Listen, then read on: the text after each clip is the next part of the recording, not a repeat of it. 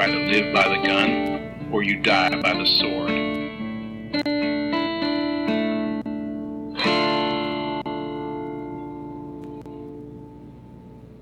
Welcome to The Good, the Bad, and the Weird MicroViews. I'm Nicho. And I'm Chris. And today, to kind of bring an end to our precursor to Folktober, we decided to do one last MicroView as a bonus.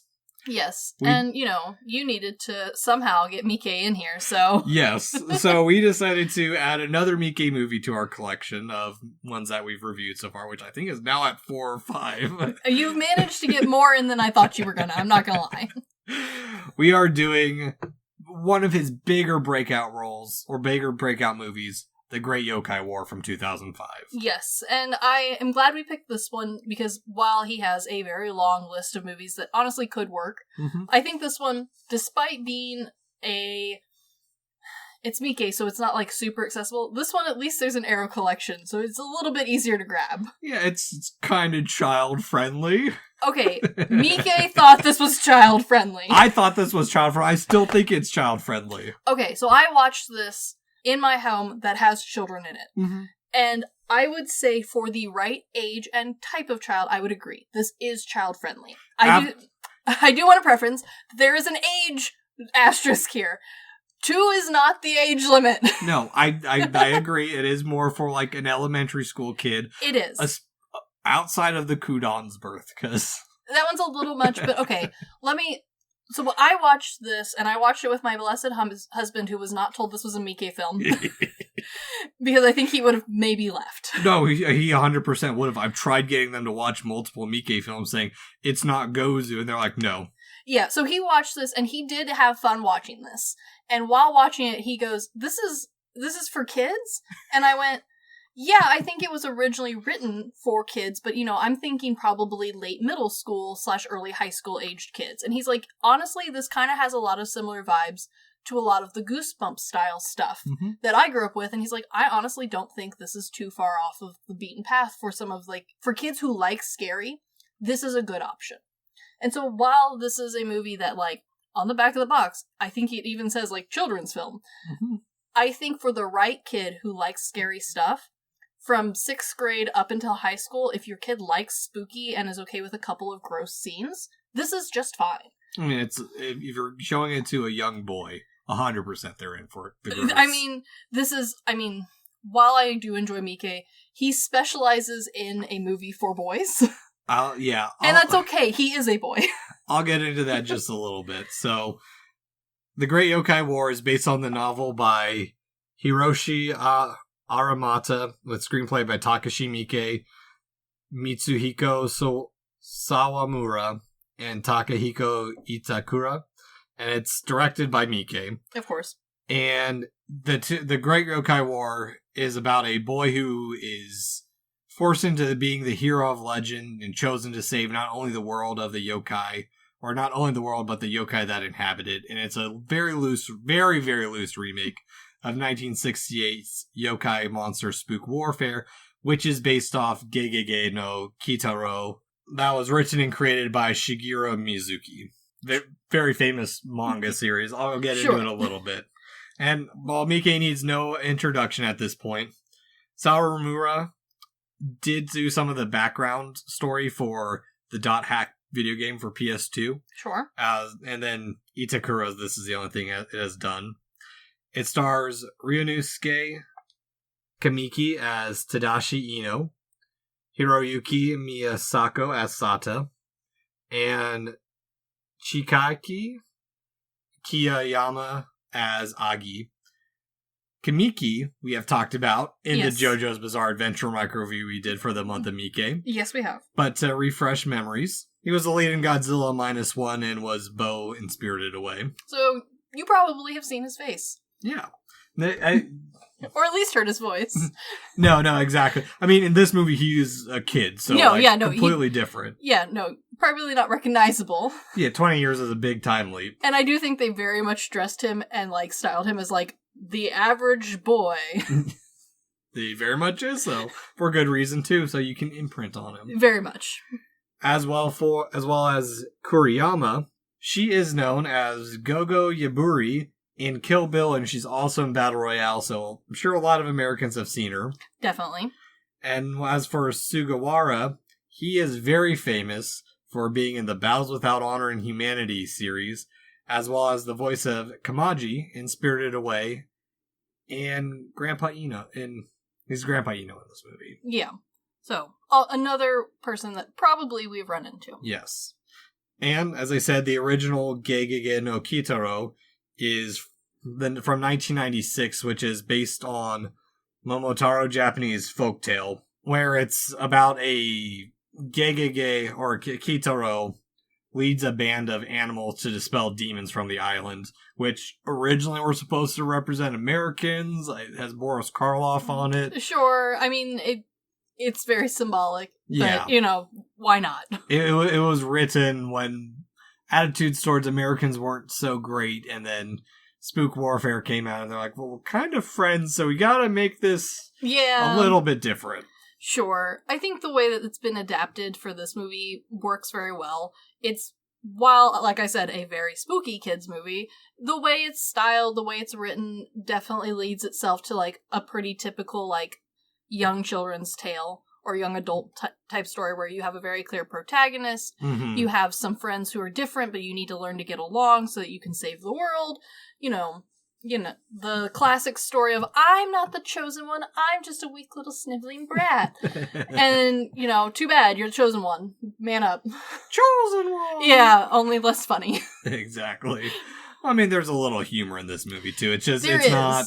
And it is humor, but it is a toned down humor. It is a relatively serious kids film. It's not overly funny. A lot of the giggles I got was from the not great CGI.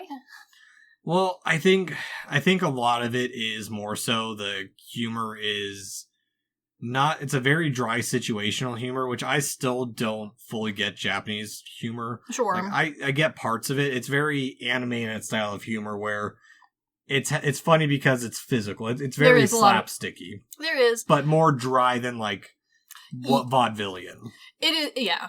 And, like, while it's not overly funny, it's not also overly serious. Like, it is still written and, like, at a level of kids' enjoyment. I don't think it's so dry that, like, whoever is watching it is going to be like, wow, what a boring movie. Like, it's still entertaining. It's just got a more serious tone of, like, oh, the boy needs to save the world. Which is fine. It's on the verge of being a bit of an action at times. I mean, at no point are we, like, American-style actioning. Like, there's no leaping from roofs, there's no flying. But there is a lot of, like, trials, there's a lot of Herculean events to, like, try and overcome. Very Odyssey-esque in its style. And I think that's fun. Well, exactly. Before I get too deep into it, I do want to go, once again, over our extent of resources for this whole series. The Book of Yokai by Michael Dillon Foster. Japandemonium Illustrated, the Yokai Encyclopedia of Toriyama Sekian, translated and annotated by Hiroko Yoda and Matt Alt. Interview series, Hiding in Plain Sight, a brief history of yokai, that's on the Arrow video set. The Yanagita Kunio, Guide to Japanese Folktale, translated and edited by Fanny Hagen Mayer. Ancient Times in Modern Japan, an anthology of Japanese folktales, selected and translated by Fanny Hagen Mayer. Japanese Tales, edited by Royal Tyler. Nihonji, Chronicles of Japan from the Earliest Times to AD 697, translated by William George Ashton, as well as, when we need it, yokai.com. As always. The Great Yokai War. Yes. I completely understand. I kind of forgot about the very beginning with the birth of the Kudan. Yeah, it's a little weird. Yeah, well, and the prophecy of war. So, little knowledge drop. The Kudan, or human-faced bovine, first appeared in 1705, and are yokai that are born, tell a prophecy, and then die. There is a kind of a Eastern or Western equivalent. Like, there's something a little bit similar as far as, like, having, like, misformed or misshapen livestock births being a predictor of ill will or misfortune. Well, and that's the thing, is Kudan aren't always ill will. I mean, how I found about them, there's this manga called Kudan. Sure, a great name. But their prophecies are always supposed to be 100% true, to the point where it became a phrase of, as the Kudan says. Okay, makes sense. Yeah, so that's why, like, that's something that I know for Westerners getting into this movie, this might seem really weird. It's a little weird. I will say, while the movie is strange, and this part is also very strange, I wouldn't say that it's overly graphic that, like, a kid who's into horror couldn't get through it pretty easily. No. And honestly, so much happens in the next few minutes that you honestly forget about this weird little creature pretty quick. Oh, yeah. Well, I mean, it's... Because quickly after this, we get set up with the sexy yokai. Yes. So the main deviation of some of the source material from this that at least I could see very clearly was the old school was very much this idea of taking, like, the whole idea of the story is out with the old and with the new sort of struggle. Mm-hmm. Where this one takes it as opposed to, like, stupid Americans off our area, and changes it to stupid technology. Well, it's ancient versus modern. Very much. However, I do appreciate the almost Power Rangers level bad guyness that happens throughout this film to really embody the modern. There's like a level of Transformerism in a spooky, scary way. And if you've seen the movie Quest for Camelot, there's a lot of similar vibes as far as, like, what if we take this creature and merge it with this axe? Well, I think it works really well in that regard, partially with where Miike was in his career. Makes sense. Because this was the first movie that really opened the doors for Miike to be much more widely known. He had a couple little successes. He did One Missed Call, which introduced him to a wider audience outside of his direct-to-video. He was still doing some direct-to-video. Definitely. But after One Missed Call, he did Zebra Man, which was his first, like, big break into family-friendly films. Sure. Which Zebra Man is about a middle-aged teacher who reminisces about wanting to be a superhero after some TV show that didn't even last a season called Zebra Man. I love it. That's cute. So, like, to be doing The Great Yokai War a year later, that makes a lot of sense, going from Power Ranger style something to another kind of Power Ranger style movie. Definitely. And honestly, like, while, again, a leanier towards the spookier side, it is all done in, like, especially visually, it is done in a such easily recognizable, stylized way that even when the monsters or yokai are so stylized that they've kind of lost their original version of them, you can still very clearly tell what and who people are. Well, yes, and there was a bit to that too. One, I do think is kind of funny. We don't really see, outside of that first couple scenes, it takes us another 12 minutes before we see another yokai of any variety. It sure does. And I also do appreciate that they are very brief in explaining that adults can't see yokai, very much like how there's a belief that that you grow out of being able to see ghosts and spirits as a kid in the West. Yes. And but they're never fully gone. You just can't see them anymore because you don't believe as much. Sure. Oh yeah, no, the innocence of child's eyes is what lets you see fairies. Yeah, so and the only way you can see it is through Kieran beer. That's amazing product placement. Well, it's great product placement, and also that the reason the kids, the Kieran Rider, that makes it so much better is like the adults riding the Kieran. Yes. In his own way. It's a fantastic little, like, add-in. Yeah, which the Kieran is a type of chimera that comes from Chinese folklore. It looks vaguely dragon-esque. It's more of a deer with scales and oxtail, wholly almost godlike. Sure. Only appearing in times of peace or bringing a golden age, which is very poetic for this movie that it sure is. I don't think a lot of us would have picked up initially. I don't think so, but I do think the way that it is portrayed in the movie, it has what for a Western eye will see is almost a Chinese dragon-esque styling, especially in colors and movement. And so even though we don't understand all of the influences and probably misunderstand what it is, you at least kind of understand the rough idea of it. No, exactly. And one thing, you keep bringing up the robots and the bad CGI. Tom Mess pointed out in his commentary on this. Again, I love this man's writing, and if you get a chance to listen to his commentary, always do. He's got some great insight on this, and again, he wrote 2 books on Miike. Sure. But he points out the robots are mostly CGI and the yokai are mostly practical, which does make the yokai almost a bit silly at times. It does. But it also makes them feel more realistic and, like, lovable. And it's a nod to the original movie. Yes. I also think it adds to the childlike wonder, which is something we easily see and have, like, known as a fact. I mean, look at the Muppets. Literally every time a Muppet shows up on screen, loving and enduring, even if it's the villain. Exactly. And even then, how we're introduced, or how Takashi is introduced. First, he's introduced and he's scared right away because he's been told legends and stuff of the mountains, and he doesn't want to take on the role of being this legendary warrior, where if it was another different time, he would have just been that year's selection. Yeah, and I also like that the movie, while not directly about the troubled, like, home life that this kid is having, they also don't ignore it. It's, like, built on as to help explain why he is so nervous, why he is struggling so much at school. And I think it does add something to him as a character, as opposed to just having kind of, like, a weakling-esque character. Yeah, no, exactly. Well, and on top of that, he's weak, but he meets something weaker than him, the Sune Kosuri, or the shin rub. Yeah, the shin rubber. Which, again, I like this selection of yokai because they choose a weird... like, we get the little bit of that, but we also get, like, the classic, the Kappa, as well as the Kawahime, or River Princess. Sure. We get the classic long necks Roku Robuki. The lady with the really long, scary neck. Yeah, but that's something we also see in the Yokai Monster series. And I also think all of the main ones that we see, especially early in the film, are ones that, like, even if you're very loosely, like, knowledgeable about Japanese folk, you will have seen a block printing or a painting of these, because they're pretty classic. Yeah, no, I mean, even the somewhat lesser known Azuki Hakari, which is the bean counter. Yeah. But the one thing that I also appreciate that they bring up, because there is a fuck ton of yokai in this movie that we can't go through everyone. No, this whole movie is freaking packed. Every scene has a different one. Exactly. But they bring up briefly Tofu Kozu, yes, or Little Tofu Boy. I do love Little Tofu Boy. Who is thought to have been one of the earliest mascots for a brand of tofu, showing the versatility in the history of yokai. I love that they have a little monster who's the, like, mascot of tofu. I mean, we still see it. I mean, we got the apple cat that can drum. That's true. I just find it hilarious because, to me, tofu does not need advertising. Mm-hmm. It's a bit like having Parmesan cheese needing a sponsor from the Olympics. To me, little silly. I feel like that's an obvious choice. Well, and, like, they also bring in non-traditional yokai, as well as classic ones. I mean, and newly created ones, because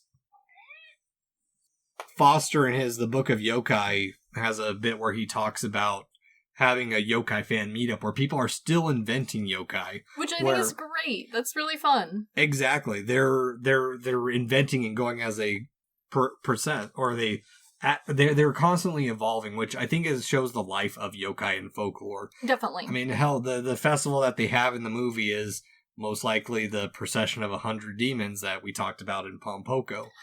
Probably. And on top of that, one of my favorite things, the Gozu is brought back from Miike's previous film, Gozu, and it's the same dude playing Gozu. That's amazing. I'm so glad that he's returned. As well as the crab villain from Zebra Man. Another great reunion. No, this movie is packed with yokai, and especially since most of the yokai are dudes in suits, which I prefer. I think that makes this movie more fun. Unlike a lot of Western movies where, like, we're supposed to have a parade or a, like, large swarm of monsters, specifically thinking, like, a good example that I think a lot of people have seen is probably Narnia. We kind of run out of monsters pretty quickly, unfortunately. Like, there's a variety in, ogres and trolls and giants and minotaurs, but you only get so many variations. Whereas this one, everything is so different that you can really spend a lot of time, like, enjoying looking at the different costumes and the different backgrounds. I wonder if it's because we are so heavily influenced by, like, Greek mythology that we get limited to, like, that's what's in Greek mythology, that's our main thing, or maybe a little bit of D&D on top of that. Probably. I also think a huge difference between Japanese yokai and monsters in general in the West is monsters in general in the West have a very strict definition. And there's not a lot of added new stuff that gets easily accepted. It usually gets put in its own category, like modern folk or horror. So, like, the new quote-unquote monsters aren't going to be added into the same, like, level as these, like, classical baddies.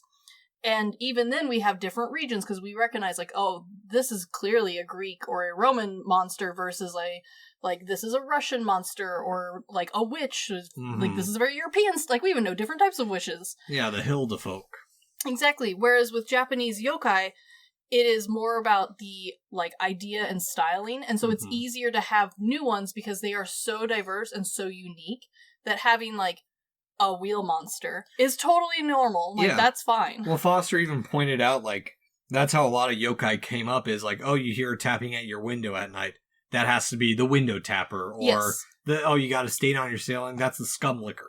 And a lot of it also has to do with, like, what the two different spooks are. Mm-hmm. A lot of Japanese folk revolves around a personification or a like animation of an inanimate object. So like umbrellas, wheels, barrels. Yep. Whereas a lot of Western folk has to do more with like a person who has become so evil they are now like of the devil. Yeah. Right. There's a lot of difference there on like how much difference you can have. And so I find this a lot of fun to watch this movie because even though I don't know all of the yokai, I could spend, if I wanted to, lots of minutes Googling all of them. Yeah, well, I mean, there's a lot to it, too. I mean, they have that's what I like about this movie is it blends so much of Miike's style with just bringing up a little history as well, because True. our main character is close enough to be able to go to the Shigeru Mizuki Museum in Sakai, Minato, Japan, to be able to do his own research, which... I do love, like, a kid-level research, because, yeah, his first place to look is the museum down the street. Yeah. It's not even like, oh, I'm going to do some light research. He's like, I'm going to the source. Yeah, again, Mizuki is the guy who really revitalized yokai in Japan in the 60s, or I think 50s and 60s, with Gegege no Kitaro, which that's his museum. And also, he gets to play the Demon King. Yeah, no, this is, like, a great little, like, nod to all of it. Mm-hmm. And I also think it's a great, like, learning lesson for those of us who aren't already in the know. I think the kid knows about as much as most audience members. So, like, him asking, like, well, who are you? Having the formal introductions of the main, like, quote-unquote friendly monsters, where they're like, you should know who this is. She's a river princess. Like, how do you not recognize her? Well, I mean, this movie's set in 2000. I assume the movie's probably set around 2005 in its same era. Probably. But I mean, that's almost 50 years past the popularity of Gegege no Kitaro, which shows the ebbs and flows of culture of when yokai were popular, because they got popular in the Edo period. There was a little wane of it as the industrialization took on in the Meiji Restoration, And I also think it adds to kind of, like, further the proof that, like, Miike really did see this as a kid's movie. Mm-hmm. Because if this was an adult movie, I don't think he would have had the extra scenes in there of, like, explaining, honestly, more for the audience, of, like, what is happening, who are the monsters, what is the bad guy. This is very much for the audience who he assumes is a kid who needs to learn this. And that's fine, because I don't know either. But, I mean, he also did write it for adults, because it's not a dumb kid's movie. That's the thing about this one, is that while it is 100% geared mainly towards kids, we do have this setting up of folk horror elements where Tadashi is an outsider. The local kids are picking on him, which, I mean, pretty standard for male friendship, but it feels a little bit mean. It does. But on top of that, he's chosen as the ancient rider to quell the evil of the Tengu Cave, which that's another thing, too. The Tengu in this is not the Tengu from the Sengoku era, which were creatures that were meant to distract devout Buddhist people from their studies or trick priests. Yeah, they're here to mess up your daily ritual. Yeah, well, they're not the aerial bird-like Tengu that we think of back then. Well, this one is based off of the later adaptation, which came about sometime either in the late Sengoku, but doesn't have any depiction, but is depicted that way in the Edo. Sure, and I think, honestly, especially if you are an anime fan, this is the Tengu you're probably most familiar with. Yes. Which is great, because at least that one I can check off my box, because he's in several, like, of the Sojin movies that I enjoy, so that's nice. Yeah, he's also, that's what Shiftry is based off in Pokemon, if that's what you know. But also, it's childhood fears of reflecting the unknown and not belonging, also dealing with the law, or the divorce of his parents. Yes. He's separated from his sister. He's stuck with a grandpa who's senile. Maybe. So, okay, this is where I think the writing really is, like, well done for adults. The adults in this movie, unlike a lot of other kids' movies where the adults kind of, like, fuck off and just don't exist after, like, the first half a second. Think Pokemon. Bye, Mom. Yeah. This one, while they are not the main character and we do spend most of our time with the child, the adults are still here and they are trying to adult. They are just bad at it. And so I think it's written really smartly because they're not written from a kid's point of view. So, like, you get this weird, like, hatred plus sympathy of the grandpa of him not doing his best, but at the same time, he clearly loves his grandson. He built him a whole bedroom. He forgets that his grandson's not his son. He does, and, like, he also, like, forgets that he, like, left a snack half uneaten and has to sprint home. Yeah. Like, you get, like, this weird, like, oh, what a terrible person. He can't care for this kid, but at the same time, you also get this pity of him. You have, like, this really interesting dynamic with the mom as an adult, where I think as a kid's gonna see her as just kind of, like, that angstiness. Well, because it's not mean-spirited like an evil family or step parent. It's done so as us viewing it as adults. We understand how busy our lives get. Exactly. And kids being self-centered little children. Yeah. That's the thing, is that it's the kid is thinking of himself, but we're seeing it as an adult, realizing that this parent probably has a lot going on in their life, and this is like, oh my god, yeah, definitely. Even though they have a kid, they still have to take care of the senile old man who's maybe less useful than the child. Not less useful, less independent, and less autonomous than the child themselves. Yeah, because we got to remember, Japan has a different culture on autonomy with children. They have that one game, or not even game show, the TV show about the kid's first errand. Yeah, where they have to like take themselves on the train or the bus to like go run errands, and like that's a big outing for a 6-year-old. No, exactly. That's the thing about it, is that our culture is we have such a different culture from that it can be seen as a little weird and maybe a little off-putting. But I think it still works, and I think this is where Miike's like film genius shines through, is because when we are with the adults, like especially as an adult watching this, it is still enjoyable, and at no point do you feel like the adults are, like a lot of Western media, stupid or useless. They do feel very realistic. You have sympathy and aggression for them as far as like how you would want to handle it or how you'd want to see it, but that adds to the emotions that the child is having. But at the same time, when it is time for the fantasy and the fun or the trials that the kid has to go through, we're focused on this fantasy level world where even the yokai, who are supposed to be the adults in the situation, are seen through like a kid's version of like understanding. But it's not just that. Yokai are always just funny to begin with. That's true. They're kind of creatures that are in the background. They're not like really antagonistic. They just exist. And I think that's the interesting part, especially with the whole nature versus industry, where they're getting turned into these creatures of terror for Takashi. Well, and on top of that, like, Takashi's written as a smart character. It's not. He is a smart kid. Yeah, no, exactly. That's the thing. I think our issue when it comes to children's movies is that a lot of times the kids get dumbed down a bit. They do. And they don't get given that level of intelligence that kids do have. They're thinking tiny humans. Yeah, no, I agree. I think, especially as a movie about a kid having to deal with some very big problems. No, he's a very smart kid. I think the way he's also written to be a scaredy weakling is well done too, because he's not a schniveling little brat. He has legitimate and reasonable fears. And him deciding, I would like to nope off this mountain, sounds very reasonable at the time. Yeah, especially taking a bus that gets a bunch of creepy creatures following him. Yeah, no, like, at no point do you, like, feel that he is a character who is unrealistic or, like, a child who's being portrayed by an adult in a stupid way. A lot of children's who are written by adults end up being very, like, overly caricatures of what, like, an adult would assume a child might do, or, like, not even bothering to assume what a child might do, just having the story play out for the sake of the fun or entertainment. Yep. This one, I feel like, has a very natural progression as far as storyline, and has a natural progression for how our character overcomes his fears and becomes the brave kid that he's going to be at the end. Yeah, it takes him having to wield the sword while the sword's doing most of the work. It is, and I do like that there are elements where, if you are not very familiar with Japanese folklore, there are a lot of elements that do mirror other Western movies that you've probably seen that are kids' movies.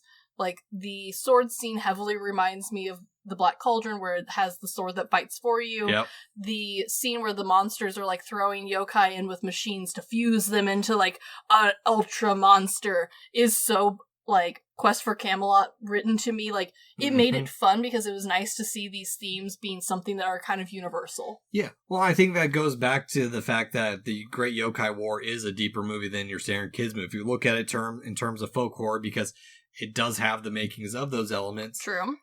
They win the yokai win by just being themselves and not fighting. I mean, it's a massive party. The fighting that happens is just like a stupid brawl that they have, like a party fight. It's not even a real war. No, exactly. No, it's very good. I also really love, I'm going to harp on this again, I love the costuming of this. Everyone looks great. The CGI looks bad, but honestly, like, it's kind of fun. And, like, I get it. It's 2005. It's not going to look the best. This is a movie that, while for Miike this went very slowly, he several times talked about how, like, he was very frustrated with how slow it was. For Western audiences, this movie went pretty quick. I wouldn't say it's slow. Miike was frustrated with how long it took to make the movie because he's like, I could make 10 of these movies. 10 movies in this time frame. Sure, but this is also Miike, the man who cranks movies out. Yeah. So... Not to mention... Okay, so he directed The Great Yokai War in 2005. He also did multiple episodes of an Ultraman Max TV show, as well as he directed a stage play, Demon Pond. And if I remember right, he still regularly wrote his own like side journal and was like contributing to magazines. Miike is a powerhouse. He is a monster as far as directing goes. Mm-hmm. So like, yeah, him be like, I could do so many movies in like this amount of time. Yes. Sure, I'm sure Miike can. However, compared to like a normal person, this is like, I think pretty good for honestly not a high budgeted film. No. It didn't have no budget. We've seen some of Miike's that have very low budget. This was pretty mid-tier for him. Mm-hmm. I think it still looks fun. I wouldn't say it looks good, but it's fun still. And you can still get the point across and it doesn't hurt my eyes. Yeah, and we've talked about where the effects have to be different. It's a lower budget than what we're used to. But I also think that the way he does it is... There's a little bit of symbolism that he uses that I think is really subtle in the way he does it. Mm-hmm. There's a line in it that those who discard the past have no future. And also at the same time, by trampling on the old ways, it's a way of turning these ancient creatures into monsters that feels a way of like nationalism, of harkening back to the American nationalism and the Japanese nationalism of World War II, because this movie ends in a nuclear bomb basically going off. That's true. But the way that people can take these old codes and these old beliefs and mutate and warp them into something that's horrible and terrifying, while also being a commentary on nature and industry in a different way compared to like Ghibli films like our last MicroView, Pompoko, or even Princess Mononoke. That Princess Mononoke has a little bit of industry, but it's not super industrial, or as Tom Mess put it, a little cyberpunk, Tetsuo the Iron Man-esque. No, I do think that's where these two, while similar, Pompoko and this one, they have similar themes, but the way they handle that topic is so different. Ghibli goes for a call of action sort of styling, where like, even with Mononoke, there's at the end of the movie a feeling from the audience that you need to act in some way to help. With Pompoko, you kind of get the sense of like, oh, I should start recycling better, or oh, maybe I should help clean up a park, or something like that. Whereas at the end of this one, it sits you more with your own thoughts as opposed to an action. Yes, it actually. So for mine, I think it's the ending of the movie is very... I wouldn't say it's harrowing, but it is very unsettling, especially for like how we expect a children's movie to end. We expect it to be like, okay, he'll always kind of remember. But that's the thing is, Tadashi forgets in the very end. He's done all this stuff. Yeah. And he can't see the shin rubber anymore. Like that, and then the big villain comes back to like almost... to do it again. Almost like he's going to entice that thing. And that's the thing too, is like, even though they destroy the weapons, the yokai still come back in their old form. Yes, and I do think that this one definitely hits more on the idea of history repeating itself. Yes. Whereas with a lot of the other movies that we talk about that are the impact of like history and childhood on the world being something that needs to be remembered so that way you can grow, this one is more of a like, no, understand that the cycle will continue. Yep, as long as we continue to forget the past. Exactly. Yeah, and that's the thing is like, that's what I like about this movie is because it touches on all these themes and it is a much more mature children's movie. I mean, even Zebra Man, as dumb and fun as it is, it harkens back to our desire to be superheroes, and even in our middle age, we still want to have some impact on the world. Definitely. And I think this one does a great job of also trying to capture the idea of like a child's want to be a main character while at the same time understanding that that is scary and difficult. And I think it does a great job of like leading all the way through the different emotions, really having the audience put together the meaning behind what a journey of a hero looks like for a kid. And then at the end having that kind of removal of the satisfaction of like, well, you did it, you were the child hero. He's not going to remember that. He's going off to school now. No, exactly.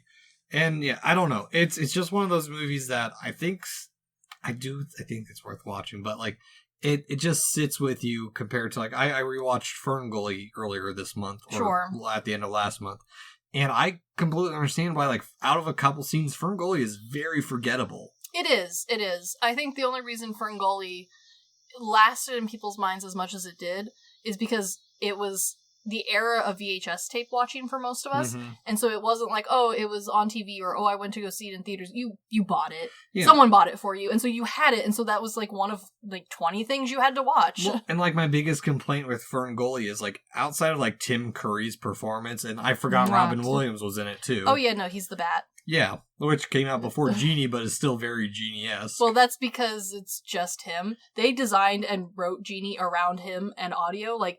He was one of the only characters not pre-animated. Yeah. Well, the other parts of Ferngully, outside of those, the main characters are boring as shit. Like they are, and they're also ugly.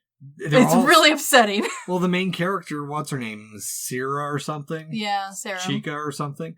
She is so naive and stupid that she doesn't really have any growth, and just like Zack is used as like a surrogate of go spread the word of nature, whereas the Great Yokai War does none of that. That's true. It's very different in that aspect. Yeah, it just creates a good story that you can kind of pull from this, but you won't pull that until you're much, much older. Well, again, it's the idea of ending with a call to action versus a thought to have. This one definitely ends in if you don't remember this when you grow up, if you don't remember the lessons you learned as a child when you grow up, will it really have done anything? Yeah. Whereas, Ferngully is, again, much like Pompoko, trying to have a call of action. Yeah. So do you consider The Great Yokai War a kid's movie? I do, because I was a creepy kid at one point. I don't think it is for every kid. Let me make that very clear. For any high schooler, sure, it's not scary enough for a high school student. It is rated PG-13. So. It is. I think for a middle school kid who enjoys spooky, like if they are bored to tears with Goosebumps or Stories to Tell in the Dark, if they're like reading Stories to Tell in the Dark at night with a flashlight, they are ready for this. But if it is just a normal middle schooler, maybe wait. There are some spooky parts, and because it is based off a lot of foreign ideas, there's a lot of extra that like they might have questions or need help understanding, that if you're just looking for something fun for them to like put on and watch, this might not be it. A high schooler though, no problem. Give them the internet and they will enjoy this movie severely. See, I'm the opposite of that, I think. I think this is easily a kid's movie outside of the Kudan scene. Sure, it's a little much. Yeah, that's like the only thing, because I mean, it's sticky, it's covered in afterbirth, it is disgusting. It is gross.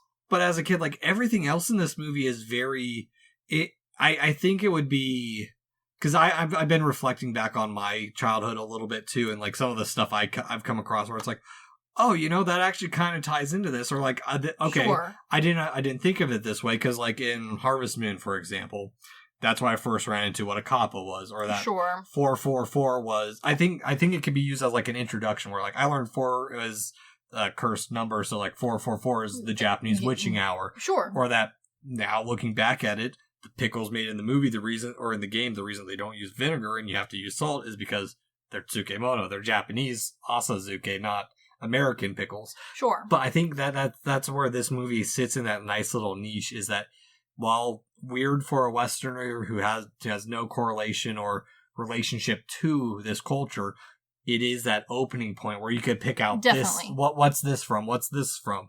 What's Gegege no Kitaro? I completely agree with you. I am just speaking solely from a spookiness level. And I'm speaking because I know we are both spooky children. Yes. I was a spooky child. I did not get spooked terribly easy by most films. I know my mom would like to disagree. I think I was just playing you. But I did have a lot of friends who were very sensitive little children, and they scared very easily, even in middle school. And so kind of averaging out our two extreme experiences, along with lots of other friends I knew who were pretty middle of the road as far as like what they considered spooky. I think for the 6th to 8th grade range, some of these scenes are on the verge of a little bit too spooky, especially for those who are sensitive. Yeah, well, I think it's interesting, too, because Mess did mention that the movie was meant to mimic the Harry Potter model and target kids where parents are interested, where it's a kid's movie first, but the parents can relate to some of the older actors. But I think it's interesting because relating to Harry Potter at that time, Harry Potter was heading into that much more mature route, and I think The Great Yokai War is a little bit more mature than like the very first Harry Potter movie, which, to note, Harry Potter and the Goblet of Fire came out a few months before, or Sure. yeah, or no, Great Yokai War was released a few months before Harry Potter and the Goblet of Fire. But like going back, like comparing that to the very first Harry Potter movie, I rewatched it a couple years at my parents' house, and it is very much so a kids movie. It is. That the way it ends is like if Harry Potter never took off, you had one good movie. Yeah. And it ended in a very hallmarky, "We'll see you next year. Goodbye, Hagrid." Yeah. Well, and here's the thing that I think people forget with Harry Potter, because Harry Potter did very quickly get spooky. Mm-hmm. The difference is Harry Potter started at kind of the 6th to 7th grade range as far as like when it was thought to be like about the right age to watch and to be reading, and the characters were meant to grow each year with your kid. Yeah. So you eased into, by the 4th year, you were probably already in high school. So like you had been eased into the spook. Mm-hmm. Whereas with Great Yokai War, especially if you are not a kid who is well into some of the Japanese spooks, it might be so different and so out of the norm that there are a couple scenes that I think are on the verge of very spooky, where you've not been built into it, you've not been like warmed up to. Mm-hmm. I don't think it's too spooky. Like I said, I think any high schooler, easy. I think most 8th graders, probably no problem. It's the 6th grade range where like that's a pretty big jump between 6th and 8th grade. Yeah, no, I mean, I can get it. I mean, like you said, we were both spooky kids. We were spooky kids. I grew up reading ghost stories at a very young age and was fascinated by it, so... My grandmother, bless her heart, had a whole basket of books that if you were in bed, you could read them. That was the rule. So, like, you could stay up as late as you want as long as you were in the bed, and the only thing you were doing was reading the books. And we had several scary books that were, like, definitely for, like, older high school kids. Yeah. But they looked like children's books, so they were in there. So, like, yeah, definitely, like, if you're a spooky kid, you're not gonna have any problems, I don't think. Even the very first scene, though a little gross, I don't think is over the spooky line for a spooky kid. It is the not spooky normal kids who I think... would have an issue with it. I think they would. At least, I think it's the normal non-spooky kids who I think once they hit a certain age where, like, the visuals aren't spooky, they will have fun learning. It's that visuals that are hard to get over for certain kids. Okay. I can see it. Yeah. So. Is it a good movie, though? Oh, yeah. No, I had a great time. Yeah. So then, rent, buy, streamer decline that we ever watched The Great Yokai War despite having an audio recording of us watching it. For me, this is a rent. However, with that said, you own the fancy version from the Arrow Collection. Yes. And the extras that come specifically with that version, I do think are worth it if you're going to buy it. I think it comes with 3 or 2 other movies. It comes with the original Yokai Monster movie trilogy from the 60s. Yeah. Unfortunately, and I don't know if they've ever released a copy of this in the US. There is a sequel to this, directed by Miike as well. Fantastic. That came out in 2021, The Great Yokai War Guardians. Okay, well that's way later. And looks way better. Oh, actually, no, I've seen that. You've seen snips of it. It still hasn't come out in the US, and I'm still, like, really pissed off, because it looks like they bring in Daimajin, too, and... I think it was streaming somewhere. Maybe. I don't know, but I know you want your hands on it. I know you want a physical version of it. I can't say I've seen it in stores. Give it to me. I know. It hasn't. It has. I've searched. I have searched. I know. I would say if you are... At least not with the English subtitles. That's understandable. That is a main key point. I think if you are just interested in watching, it is a perfectly good rent. However, the Arrow Collection version does have honestly, it is worth the money. You get quite a lot, not just by normal Arrow standards either. You get a ton of extras. You get some really great commentary and some really good interviews on top of the other movies. You get some introduction to the some older yokai, especially through the older movies. And I'm on the side, buy this. I think it's awesome. And I think the whole collection's great too. But also what I think is important with it is in the little fold-out poster that comes with it, or the fold-out scroll, it also gives you, like, variation, or it says, like, it gives you the description of, like, here's what this is, but the movie changes it ever so slightly to be this instead of this. Which I love. So yeah, like, if you are going to buy it, splurge a little, get the nice version. It is worth it this time. No, 100%.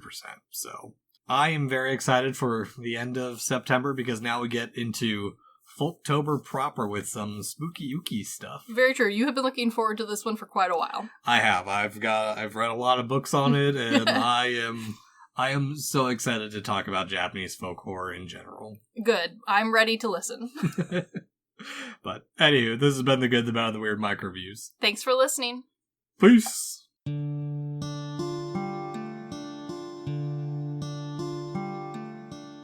Thank you for stopping by this here town of the good, the bad, and the weird. We appreciate your listenership, and if you want more of our takes in your life, feel free to check us out on social media at The Good, the Bad, and the Weird Podcast, or TGTBTW for short. As well, if we missed a fact, your favorite part of a movie, or just have a suggestion and want to reach out and say howdy, feel free to email us at tgtbtwpodcast@gmail.com. And feel free to join our Discord at The Good, the Bad, and the Weird Podcast, where we talk about movies, just share random banter here and there. And always, check out our podcasters, streamers, or any other content creator we shout out in our episodes. We really appreciate it. And as always, thank you for listening. Peace!